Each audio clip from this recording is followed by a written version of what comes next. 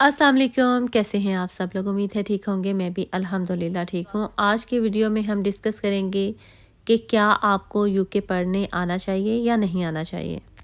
दो तरह के लोग होते हैं जो यूके स्टडी वीज़ा पर आते हैं। एक वो जो जेन्युइन स्टडी करना चाहते हैं, यानी उनका पैशन होता है या उनका एक ख्वाहिश, शौक़ या ज़रूरत कुछ भी, कि वो यूके से स्टडी करना चाहते हैं और या बैक होम कंट्री जाके सर्व करना चाहते हैं ताकि उनके पास अच्छी कंट्री की डिग्री हो, या उनका शौक़ होता है, ख्वाब होता है कि वो यूके से पढ़ें। तो जो जेन्युइन पढ़ाई करना चाहते हैं वो बेस्ट है, वो ज़रूर आएँ। ठीक है, आप पढ़ें, अपनी डिग्री जो है वो लें। अपने बैक होम जाना चाहते हैं या यहाँ सर्व करना चाहते हैं, दैट्स फाइन, क्योंकि वो उनका ख्वाब है। और हर इंसान की जो ख्वाहिशात होती हैं ना, अगर वो कोशिश करके उन्हें पूरी कर सकता है जायज़ ख्वाहिशात को, तो ज़रूर करना चाहिए। और UK one of the best country है, यानी इसकी एजुकेशन, इसकी डिग्री जो है वो वर्थ रखती है। तो दूसरी टाइप के जो लोग हैं वो हैं जो स्टडी वीज़ा है उसको एक रूट बनाकर आते हैं ताकि वो यूके एंटर हो सके और यहाँ पर सेटल हो सकें। तो जो लोग यूके एंट्री करने के लिए इसको एक सीढ़ी बनाते हैं कि हम स्टडी वीज़ा पर चले जाएं, उनके लिए बहुत हार्ड है। इस टाइम पर आप देखें कि स्टडी वीज़े के ऊपर पीएचडी के अलावा बाकी सारे बैचलर, मास्टर या अंडर ग्रेजुएट सब जो वीज़ाज़ हैं उनके ऊपर फैमिली अलाउड नहीं है, आप फैमिली नहीं ला सकते। तो विदाउट फैमिली जो है आप इस वीज़े के ऊपर आ रहे हो, ठीक है। उसके बाद जो है आप वीज़ा स्विच करवा रहे हो। वीज़ा स्विच करा के भी अगर स्किल वर्कर वीज़ा के ऊपर जाते हो तो उसकी रिक्वायरमेंट भी अब उन्होंने इतनी हाई कर दी हैं कि जो बेसिक पे यहाँ पर ऑफ़र होती है उसके ऊपर आप फैमिली नहीं बुला सकते, ठीक है। टर्म्स एंड कंडीशन जिन्होंने मेरी पिछली वीडियो देखी होगी उन्हें पता होगा कि गवर्नमेंट ने कितनी हाई जो है वो पे रेट रख दिया है। अगर जिसका होगा वही अपनी फैमिली बुला सकता है। तो नॉर्मल जो वर्कर वीज़ा अप्लाई हो रहे हैं या केयर वर्कर या कोई भी स्किल वर्कर वीज़ा, वो यहाँ पर जो पे रेट ऑफ़र होता है ना, वो गवर्नमेंट की रिक्वायरमेंट से बहुत नीचे है, तो आप फैमिली नहीं बुला सकते। तो जब आप फैमिली नहीं बुला सकते हैं फिर आपके लिए प्रॉब्लम्स आ जाती हैं, यानी कि आप अकेले तो सारी ज़िंदगी यहाँ नहीं रह सकते हैं।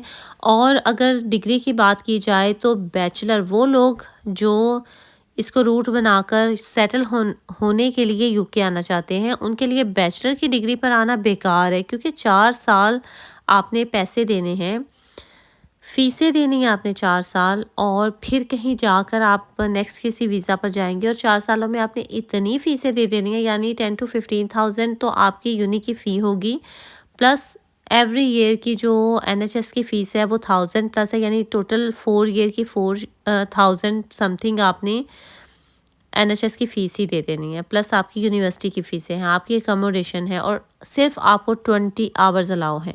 आप उसके अंदर ये सब पूरा नहीं कर सकते, यानी टोटल डिप्रेशन के 5-6 साल आपके गुजरने वाले हैं, जहां आप ये सब पूरा करना चाहेंगे और आप नहीं कर पाएंगे। और अगर आप सेट होने के लिए आ रहे हैं तो डेफ़िनेटली आप बैक होम कंट्री सेट नहीं है तो आ रहे हैं, ठीक है। यानी वहाँ भी आपके हालात अच्छे नहीं हैं, इस वजह से हालात ठीक करने के लिए आप यहाँ आ रहे हैं, तो यहाँ आप फ़ीसें ही भरते रहेंगे और वो भी पूरी नहीं होंगी, तो हालात आपके कहाँ से ठीक होंगे। अब अगर हम बात करें मास्टर की डिग्री की, तो हाँ, मास्टर की डिग्री एक अच्छी ऑप्शन है, क्योंकि वो 1 साल के लिए होती है। कम से कम आपको फ़ीसों की इतनी ज़्यादा टेंशन नहीं होगी कि आपने 10-15 हज़ार जो भरने हैं मास्टर की फ़ीस के लिए, और प्लस आपने एनएचएस की फ़ीस देनी है 1000 समथिंग, तो आपका इतना ज़्यादा खर्चा नहीं है। लेकिन 1 साल गुजरते आजकल तो पता भी नहीं चलता, क्या कहते हैं, पलक झपकते साल गुजर जाता है। और यहाँ आप आए और यहाँ जो है वो साल में मास्टर हो गया, तो उसके बाद फिर आपने जो है वो नेक्स्ट वीज़े की तरफ जाना है। पीएसडब्ल्यू की तरफ 2 साल आप जाएंगे, फिर आप नेक्स्ट वीज़ा करवाएंगे, तो ये एक टोटल स्ट्रगल का जो है वो पीरियड है आपका 7-8 साल। तो वो लोग जो सेट होने के लिए आते हैं उनके लिए ये रूट काफ़ी स्ट्रगल रूट रहता है। तो ये नहीं हम कह सकते कि वेरी गुड ऑप्शन या शॉर्टकट है तो आप आ जाए, नहीं। जो आना चाहते हैं ठीक है, उन्होंने आना है, उनकी ज़रूरत है, लेकिन ये एक कंप्लीट स्ट्रगल पीरियड है। अब छोटे-छोटे कोर्सेज़ की अगर बात की जाए तो उनके ऊपर पिछले ज़मानों में लोग बहुत ज़्यादा आते थे, बहुत ज़्यादा वो छोटे-छोटे कोर्सेज़ में आते थे। हमारे अपनी फैमिली वाले बहुत लोग आए और उन कोर्सेज़ के बाद वो आराम से जो है वो वीज़ा चेंज करवा के सेट भी हो जाते थे। और बहुत सारे जो थे वो वापस भी गए थे, एक्सटेंशन नहीं हुई किसी की, किसी ने फ़ीसेस पूरी नहीं हुई, उसकी वजह से वीज़ा एक्सटेंड नहीं हुआ, कुछ इल्लीगल हुए, वो इल्लीगल होने के बाद गए। तो बहुत जो रेट है ना सक्सेसफुल रेट वो बहुत कम है।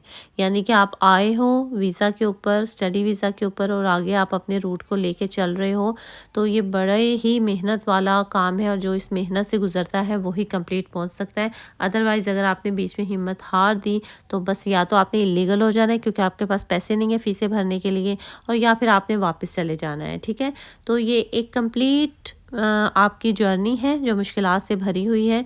तो सोच समझ के रहिए। ऐसा नहीं है कि मैं आप लोगों को डिसहार्ट कर रही हूँ, मैं आप लोगों को हकीकत बता रही हूँ, क्योंकि वहाँ से लोग आते कुछ और सोच के हैं, लेकिन यहाँ आकर सिचुएशन कुछ और होती है। लाइफ यहाँ बहुत अच्छी है अल्हम्दुलिल्लाह। हर दुनिया की आपको खुशी भी मिलेगी, सुकून भी मिलेगा, आपको बेहतर भी मिलेगा, आपको सब अच्छा भी लगेगा, खाना पीना पैसा हॉलीडे सब, लेकिन मेहनत मांगेगी हर चीज़, उसके बाद आपको ये हासिल होगा। इन शॉर्ट अगर बात की जाए तो जो बंदा मेहनती है और वो मुश्किलात का सामना कर सकता है, मुश्किल मिजाज है, वो तो यहाँ पर कामयाब है, क्योंकि कुछ सालों की स्ट्रगल के बाद आप सेट हो जाते हो। ठीक है, लेकिन जो इंसान मेहनत का आदी नहीं है या हालात को वो हैंडल नहीं कर सकता, मुश्किलात नहीं झेल सकता, तो उसके लिए जो है ना वो यहाँ पर जस्ट डिप्रेशन, एनजाइटी ये बहुत आम है, और उस बंदे को फिर फ़ौरन हो जाती है क्योंकि वो हैंडल नहीं कर पाता। और जब आपको एंजाइटी हो गई, डिप्रेशन हो गया, आप बीमार हो गए, तो फिर आपने क्या ही हालात का सामना करना है।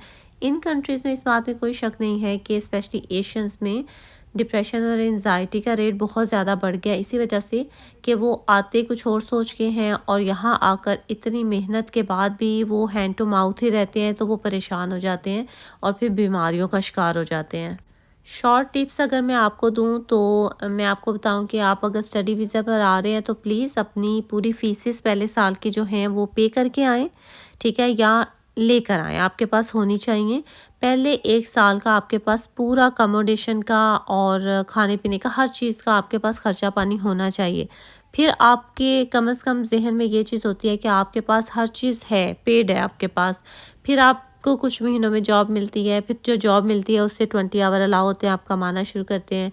उससे थोड़ा-थोड़ा आप अपना सेव करें, अगले साल के लिए आपके पास वो इकट्ठा हो जाता है।